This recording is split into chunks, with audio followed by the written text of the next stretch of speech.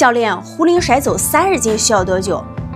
快点的话4周，慢点的话6周。如果男生呢有大肚腩、水桶腰，女生呢有妈妈臀、水桶腰、大象腿的，而且呢你的臀部扁平又下垂，你呀就跟我练好这一个动作就可以了，因为它呢不用跑也不用跳，而且不用害怕伤害膝盖。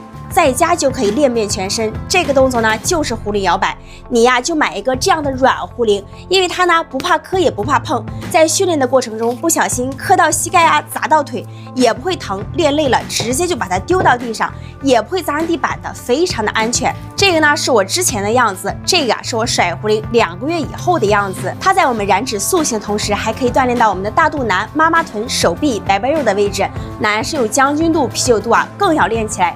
收藏好这套30天的训练计划，坚持打卡下去，你就能看到自己体型上有明显的变化了。重量选择上呢，男生啊选择10公斤的，女生呢选择6公斤的，加油！